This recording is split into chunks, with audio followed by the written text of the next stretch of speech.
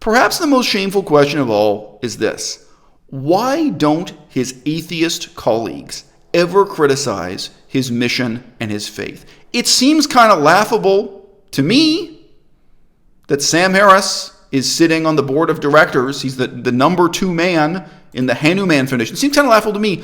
But the other people who are sitting at that table with him, literally and figuratively, what do you think their perspective on that would be? What do you think Richard Dawkins has to say about the Hanuman Foundation, the doctrine of Ram Dass, so on and so forth? What do you think Richard Dawkins or anyone in his camp would have to say about the excuses for the use of hallucinogenic, mind-altering drugs presented by Terence McKenna, right? Whether we're talking about someone wearing a robe and literally wrapping themselves in the mystique of the Far East or not.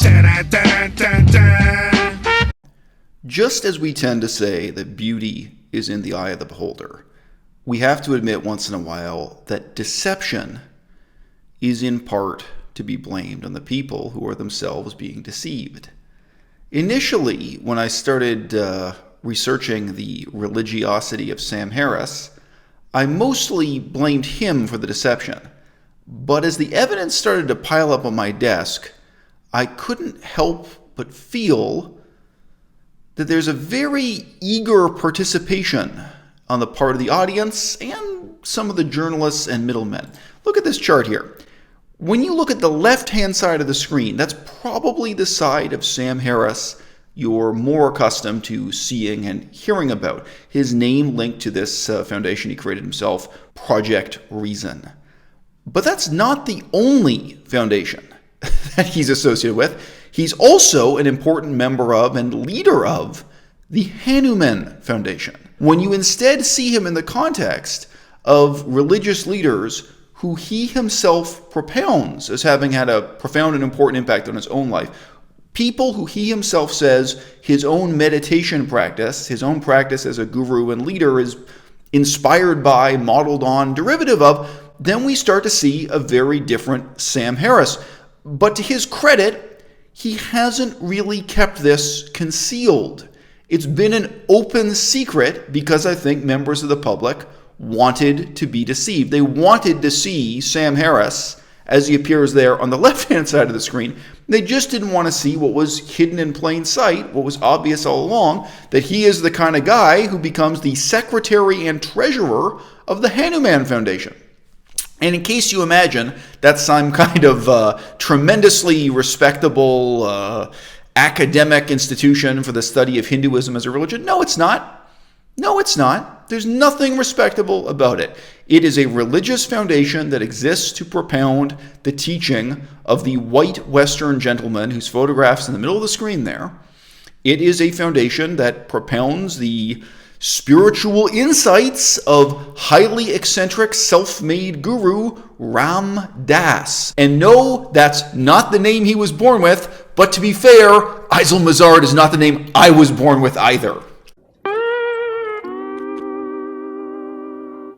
When we look at the list of spiritual leaders, including the one I just mentioned, that Sam Harris attaches his own name to, people who he says are supremely advanced, enlightened thinkers and perfected beings, people who demonstrate how wonderful the spiritual path is, and people who've inspired his own practice of teaching meditation. When we look at this list of names, they aren't doing anything to conceal their overtly religious nature. Nobody here is lying about who they are and what they're teaching, except for Sam Harris. So, I mean, sometimes you can judge a book by the cover, and sometimes you can't. When you look here at Tulku Urgyen Rinpoche, Nyoshkul Ken Rinpoche, Sayadaw U Pandita, when you look at these names and you look at these photographs, I'm sure nothing leaps into your mind that these are secular scientists presenting teachings or presenting methods of meditation that are strictly based on the latest, highly skeptical inquiries into neuroscience, into the science of consciousness. These are traditional religious authority figures. So why is it that when a white Western, supposedly scientific figure like Sam Harris steps forward and repeats the same teachings and the same similes verbatim that these people use. And he credits his sources. Fairly enough, he says he studied meditation with these people, that he is now making money. He charges a fee of $120 annually for you to download the app, and you can close your eyes and cross your legs and hear his voice. When he is giving you this guided meditation, if he is repeating verbatim what religious authority figures have taught as religion, how could it possibly be that the same doctrine or the same philosophy ceases to be religious when it comes out of the mouth of a white-faced, clean-shaven Western male, as opposed to these gentlemen whom he named as his spiritual teachers, as the source of his teachings, who are wearing various forms of religious robes? And obviously, just to dial back to Ram Dass here, some of these figures who are his guiding inspirations, they were white Western people who also chose to dress in the exotic robes of the Far East. Okay, but our list is not complete. After Sayadaw U Pandita, we also have H.W.L. Punja. You can judge a book by its cover, people. This guy is exactly what he seems to be. He is the bad stereotype of the Indian mystic guru. And you can look up for yourself the unstinting praise that Sam Harris has on this guy. Do you think, let's just judge a book by its cover for a moment here. What do you think the other members of the so-called Four Horsemen of Atheism would have to say about H.W.L. Punja? You can look it up, you can do the reading, you can listen to lectures from all these people on YouTube, including H.W.L. Punja himself. What do you think any of the other famed and acclaimed leaders of so-called secular, atheist, anti-clerical, anti-religious movements in the West, what do you think the leaders of Project Reason would have to say about the doctrine and teaching of H.W.L. Punja? And then what does Sam Harris have to say by contrast? How can it possibly be that the same teachings about meditation, spirituality, enlightenment, the worldview, ceases to be religious, becomes secular and scientific, just because it's Sam Harris who's saying it, instead of a man whom he acknowledges as his own teacher and spiritual guru, H.W.L. Punja? Terence McKenna. In this case, again, you can read words of unstinting praise, over-the-top praise from Sam Harris, calling Terence McKenna brilliant, genius, an inspiration, pathbreaker. And he's none of those things. You can hear Terence McKenna speaking in his own voice here on YouTube. You can look up his writings. I would describe him as a ranting lunatic. And the only reason why anyone, including Sam Harris, would find any kind of authority in the ramblings of Terence McKenna is because they're desperate for anyone to find a spiritual justification for what is simply brain damage in the form of hallucinogenic, mind-altering drugs. And that's what Terence McKenna provides you with. He provides you with a so-called spiritual excuse to disregard the hard facts of what modern Western science will tell you about hallucination, whether drug-induced or otherwise. Ram Dass, once again, a name you guys are all familiar with. None of the connections between these people and Sam Harris are just my opinion or my conjecture. As you know, he has a leadership role in the foundation promoting the teaching of Ram Dass, and most of these other connections you can take straight out of Sam Harris's own books, or you can also look at the very interesting and, in my opinion, damning list of other meditation gurus whom Sam Harris has invited onto his show, who he acclaims as masters, and who he also invites to provide his followers with guided meditation via the app. That too tells you much more about who Sam Harris really is than the appearance of his face on the poster next to the so-called Four Horsemen of Atheism. And maybe the biggest name of all and the most decisive domino to fall in this analysis is Ken Wilber. Because there's one thing Ken Wilber has in common with Sam Harris. It's that both insist that they have transcended the distinction between science and spirituality, that they are the rightly guided Western avatars who will reach around in the stew of Eastern mysticism and extract from it its most nourishing essence to preserve as scientific fact. And it was complete bullshit when Ken Wilber did this act. And in many ways, the more you know about Ken Wilber's work, the connection between Ken Wilber and Sam Harris, it starts to seem like in many ways Ken Wilber really was a guiding influence on Sam Harris. And in some ways, Sam Harris is trying to be the new Ken Wilber.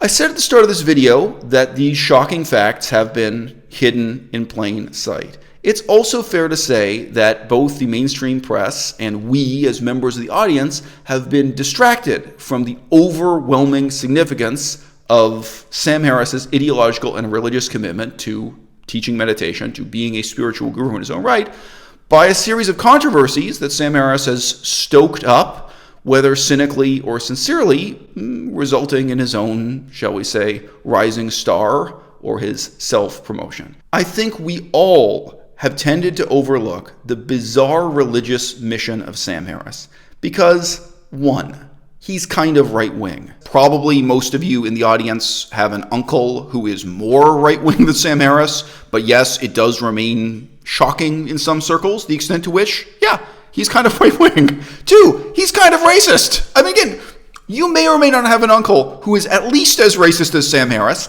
It's not tremendously shocking, but once in a while it comes up. And yeah, three, he grabs headlines with edgy statements about being pro-torture, about being opposed to the tolerance of Islam. He manages to make even bland opinions he holds seem offensive, and he seems to be constantly flirting with far right-wing figures, including, yes, the notorious Charles Murray.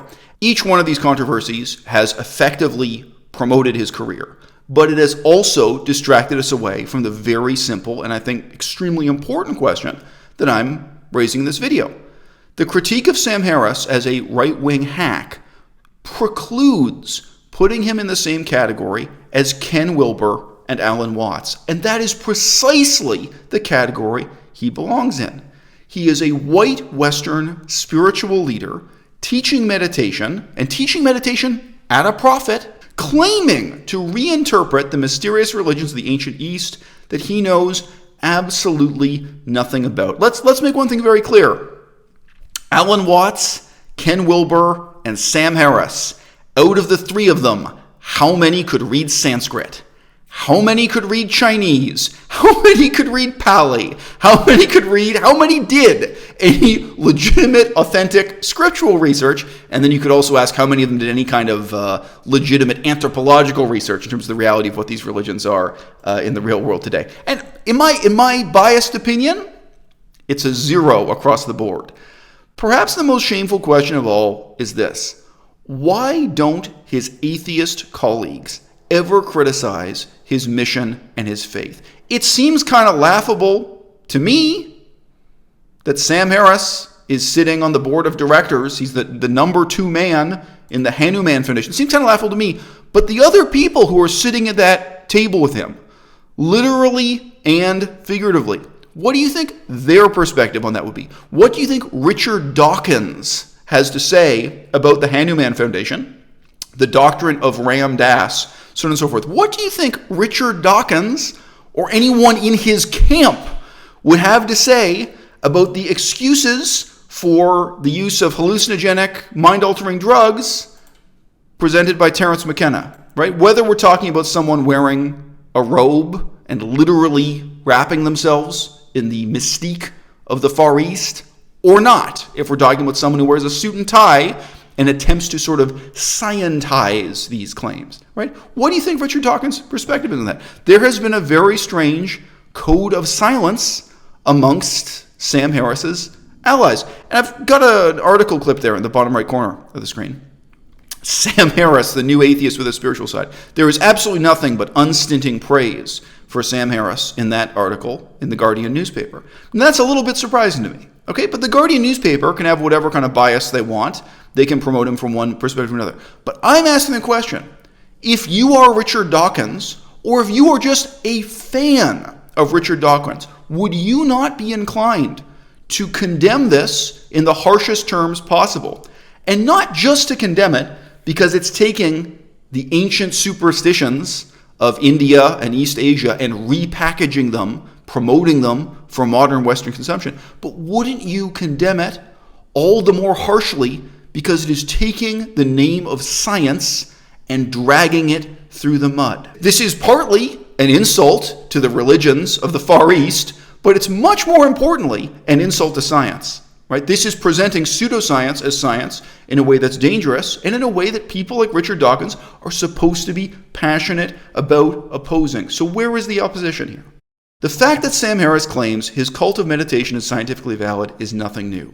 Hindus, Buddhists, and con artists like Ken Wilber alike have claimed for years to reconcile science and Eastern mysticism. This makes it more important for real scientists to refute him, not less. I'm going to close the video by reading to you now a letter from a member of the audience, someone who wrote in response to my earlier videos criticizing Sam Harris just a few days ago. Let me remind you that this game of misrepresenting the ancient wisdom of the East as newly discovered European science is not new. That was a game really invented in the 1960s by the so-called TM movement, Transcendental Meditation. And what's noteworthy there is that they started off by presenting themselves as westernized and deracinated as possible. People would start off being told that Transcendental Meditation was a purely scientific therapeutic exercise of the mind that had scientifically proven benefits, medical benefits, blah, blah, blah. But then step by step, they'd be drawn into a cult where they were presenting flowers to a statue of the great leader, all dressed in traditional Hindu robes, chanting in some kind of broken Sanskrit, step by step, the veil of science and scientism was pulled back to reveal a tremendously strong cultural continuum of what I can only call cult culture. So the viewer writes in to say, "Hi, I watched your video on meditation. I went to a silent Vipassana retreat years ago. I realized on day 6 that the Vipassana program started out very secular, and little by little it got extremely religious. The lectures started out so friendly and quickly turned to dogma. Hours were spent meditating, and I came to a profound but obvious conclusion while I was there. The conclusion is, under the right circumstances, I can believe anything. It wasn't what they were teaching, but I figured it out. I feel like I got lucky. You are one of few people I've found kind of saying the same thing that I figured out. Thanks for your videos. I hope we can chat soon." The study of religion consists of the study of errors accumulated over millennia by humankind. The study of religion, for those of us who truly are experts, burdens us with the awareness that if we don't take urgent action, those errors of the ancient past can still be just as powerful in shaping the future of our culture today, and even worse. Terrible people with terrible motivations can reinvent the wheel. They can make all the same errors all over again in the pursuit, more often than not, of money, fame, power, respect, and sex. And I sympathize to an extent because what most people call the corruption of religion, at least I can say that's real. When you strip away the ideology, then you're left looking at the reality. Call it corruption or not. Money, fame, power, respect, sex. Will people tell lies to get those things? Yes. And will other people believe them and make them rich and powerful beyond their wildest dreams? That's not just something that happened centuries ago. It's happening right now in the 21st century, every day. And who is going to stand up and do something about it? There was a time when people were supporting figures like Richard Dawkins because they felt, now, finally, at long last, there's somebody who will stand up to do something about it. And they were wrong.